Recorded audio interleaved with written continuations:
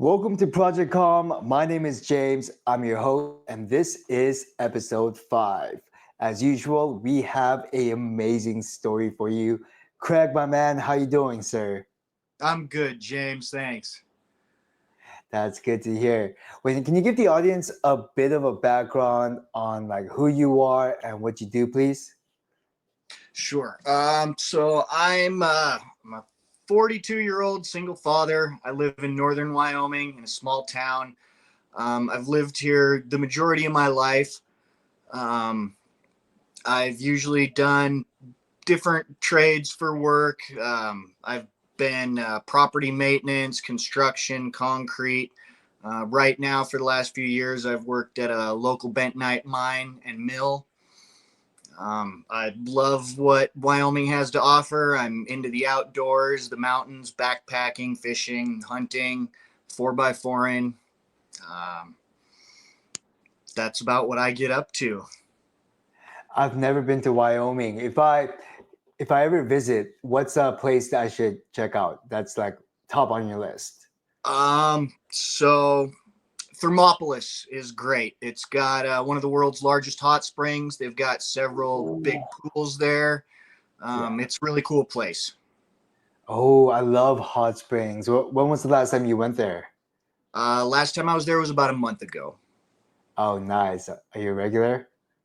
Yeah, we are. My girlfriend even has a season pass. It's only about an hour from us.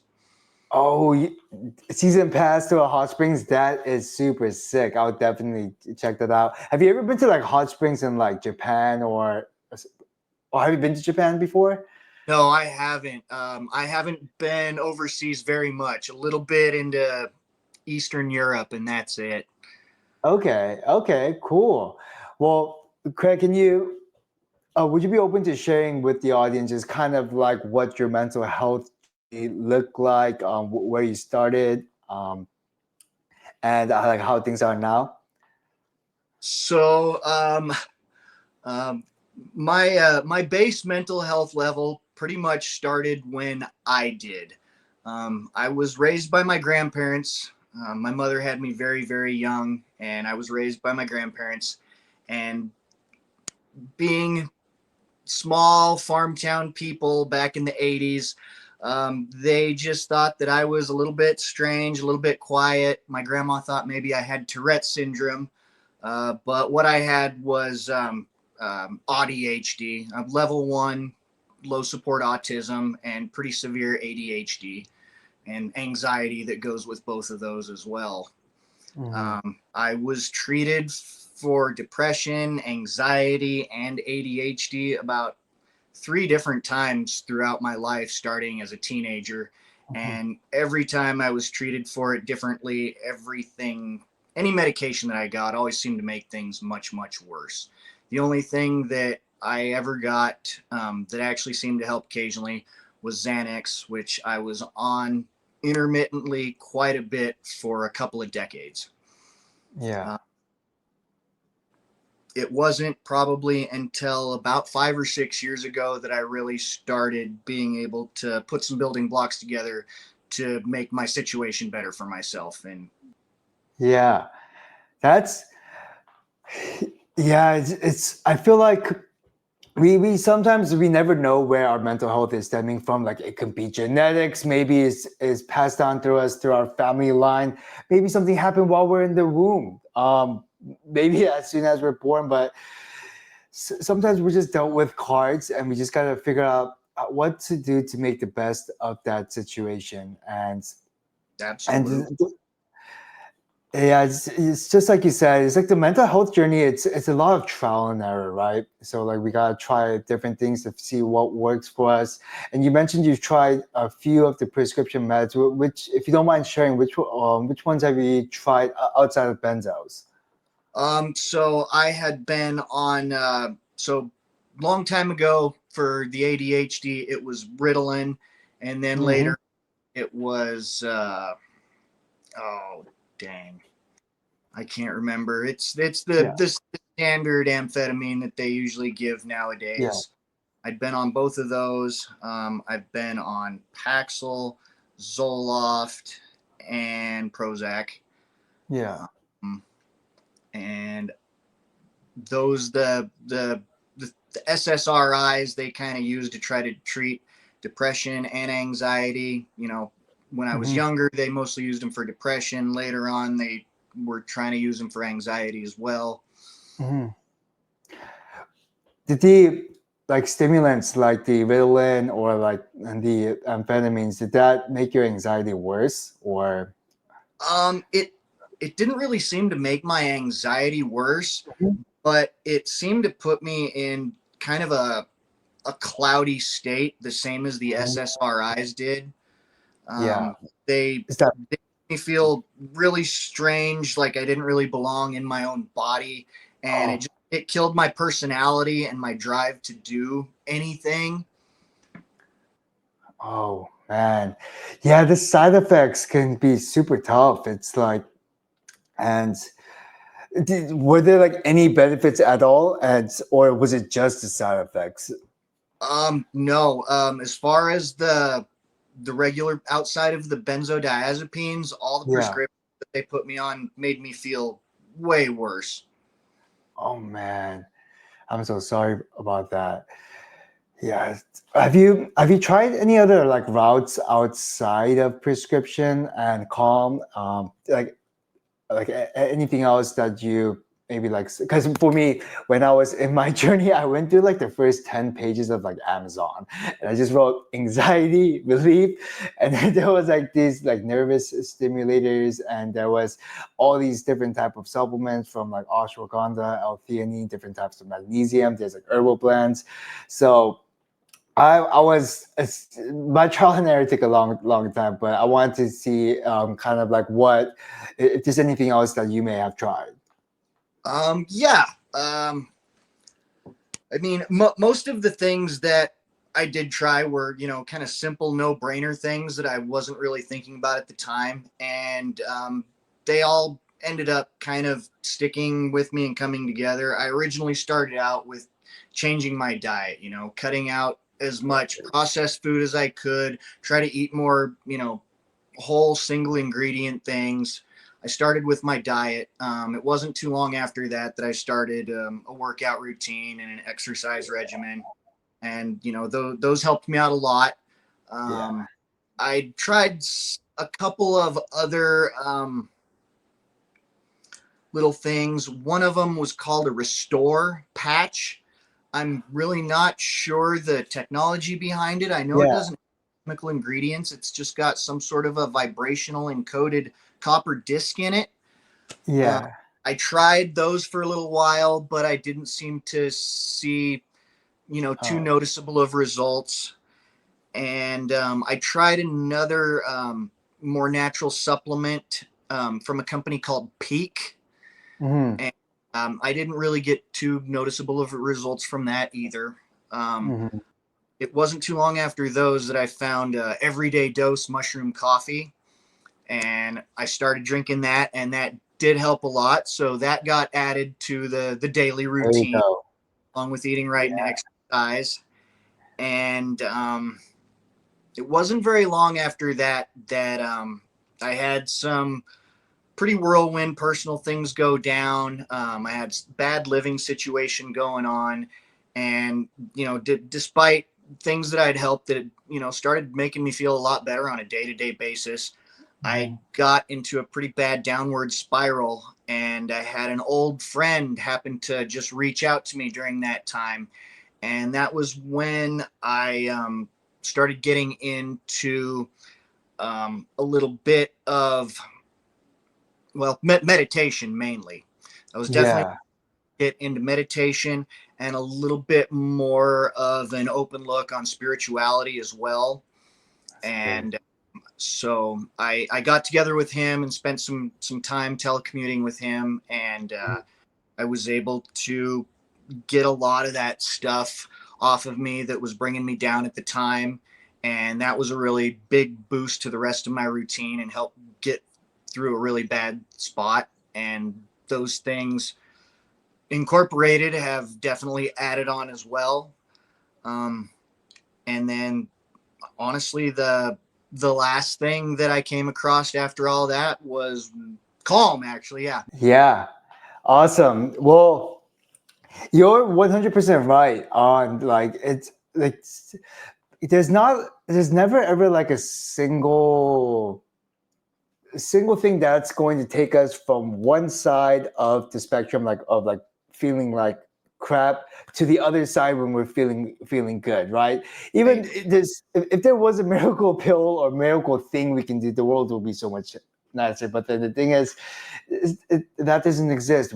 Sometimes like exercise will bring us 2 steps closer, and then meditation will do another 2 points, and then calm will be like another 3 points. And when you grow spiritually, like that can move strides, and you just do these day after day and continue to get closer to the goal of just kind of becoming happier, right? And Yeah. just getting that anxiety managed. When what did I know like, and calm feels like different for like different people. I mean, of course it's like 8 billion of us, right? What did calm feel like for you when you took it? So when I very first took it, it was the third day. The third Hmm. day after taking it, I walked into work and I was there for about an hour, and I realized that I was something was different. Something was extremely different. I wasn't worried about the 2 dozen things that I usually worry about that don't need worried about. I wasn't, rushing into one room and out of another, wondering what I'd even gone in there for. My Yeah, thoughts were more collected. My presence was just very settled. It was a massive difference out of any yeah. one thing that I have used to build up to where I am now. That was absolutely the most noticeable and most beneficial. That's awesome. Day three is definitely on the early side. I'm super glad that you were able to feel it then. Have since then, has things continued to improve, or was that like, or how did things go from there? So from there, uh, everything seemed to go really well. Um, Obviously, you can't be 100% every single day. Or I still had stuff get under my skin and get me frustrated, which are issues for me anyways, getting frustrated at little things. And, you know, some of that, it seemed to grow a little bit more. And some of that I just kind of attributed to either, growing used to the supplement and, not necessarily thinking that the efficacy had gone down or all. I just figured I'd gotten used to it. But when as soon as Calm came out, I decided I'd better give Calm a go, and yeah, it was it was like taking it for the first time again. nice. That's what we're talking about. We're just here trying to change lives one at a time, right? We're a small company, but as long as I'm never gonna give up until my body falls apart. I'm not gonna give up. If there's one more person out there that's having a dark time, I'm gonna go chase after them and do my best to kind of turn things around. And I know this is impossible to make something that's gonna work on like all 8 billion of us. So I just want to help the people that I can, right? Right. That's And that's the best you can.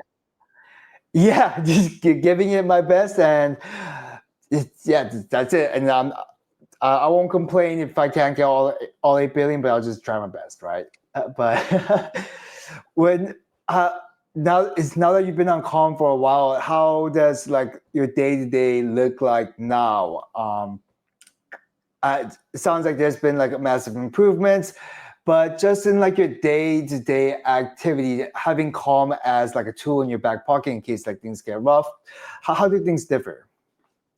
So Calm is Calm helps me keep all of my blocks that I need for my foundation together. Some days I wake up and I don't feel like working out. You know, some days I'm busy and my mind is on a bunch of things, and I don't want to take the time to meditate. I don't want to go through the pressure of trying to clear my mind out. Um, Mhm. but with Calm, it helps me keep all of those things together. You know, no matter what it is that I need to do to keep my routine going, it seems to let me not, you know, second guess the importance of it. Lets me not think too hard about why I could or should skip this or that. Uh, Mhm. it's the glue holding all the pieces together. I love it. People usually like give me different analogies on how calm feels for them, and that's the first one I've heard. It being explained like a glue that just keeps all the building blocks together. I really, really love that. Well, Craig, I know like some of the people listening in this, some of them they're still in that kind of like dark space. They're feeling a bit overwhelmed. There might be a diagnosis that they're still trying to find a way to live with. Maybe they're trying to manage their anxiety.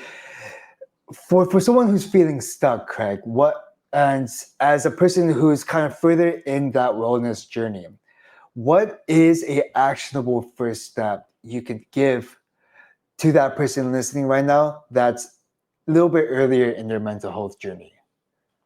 Honestly, you know, without trying Calm, or you know, before trying it, you know, even if you're about ready to, or you're just got it and you're trying it and you're waiting for the magic to happen, I would say one of the two most beneficial things that you can always do right now would either be to meditate or to work out. You know, a quick exercise, just 15 or 20 minutes. It doesn't even have to be super strenuous. You don't even have to break a sweat. As long as you Mm-hmm. get, you know, as long as you get your breath going a little bit and you feel your blood pumping a little bit, that that right there is tremendous. It really is. And a meditation, I know a lot of people say, well, I can't meditate, you know, and I get it. It's hard to clear your mind the way the world is set up. Everything's rushing and going fast, doesn't give you time to clear your mind, you know. Mm-hmm. And but like it was explained to me, especially early on when I started doing it, is it's just like anything else. You do have to practice at it.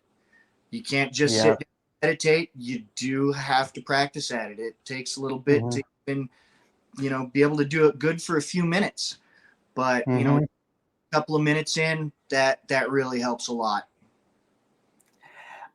Those are two great advice, and those are both tools that I still use daily. Do you know, fun fact, it took me 18 months of meditation before I noticed the benefit. Yeah. Um, I'm pretty sure I could like attribute like the first like very long time on just me doing it wrong and just me being distracted and things like Mm-hmm. that. But for anyone that's kind of like, I tried it once and it didn't work, it's like you're supposed to start off sucking at something, and the only way you get better is just with reps, right? Make small improvements and just get the reps in. And there is a reason why billions of people in the world meditate, and this is why there's all these studies out there. Like, think about it, there has to be a reason why everyone's doing it, right? So really love those two advice. Craig, I want to wrap this up with three random speed round questions just to throw you off guard right before you go to bed. You ready for this? Cool. Well, you kind of touched upon this, but then I want to say your single favorite thing to do on your downtime. My favorite thing to do on my downtime is spend time with my daughter. It doesn't really matter what we do, whether Yeah. we hang out and watch a goofy movie, maybe go down by the river and hang out, or even float on the river a bit. She likes to go shooting, and so do I. So maybe we'll go throw some rounds out in the hills. Yeah. I like to hang out with her. That's Nice. my go-tos for my downtime. I love it. I love it. Second question is, what is the craziest or most adventurous thing that you have ever done? Oh man, most adventurous. Gosh. I, Well, I had a feeling this was going to be a tough one. If someone threw this at me, I'll need a second. is um I suppose, I mean, like hang gliding and skydiving. I've always wanted to do that kind of stuff, and that would be a Yeah, great, but I've never gotten around to it. I guess when I was in my 20s, I used to be into whitewater kayaking and big creeking, yeah. and decided to do during runoff in the spring when all the snow melts and runs off the mountains. I decided to go to this really rough part of Tongue River near where I lived at the time. And it was wild. It was a little more than I needed. And I actually ended up having a friend have to come pull me out. I've seen the videos. Those rivers can get crazy. There's like rocks and you can flip over. Yes, And yeah, I can just imagine what you're doing at the time, right? When all those snow is just melting and just the river levels are rising. So that's super crazy. Cool. Love that story. And the final question of the evening will be, if you had a time machine, but this time machine could either go forward or backwards, which direction you are going? oh man, that's really hard. Um, I know I wouldn't go backwards. My Yeah, past behind me, I wouldn't trade any of it for anything because it's made me who I am today. yeah. So going back would be kind of a moot point in my eyes.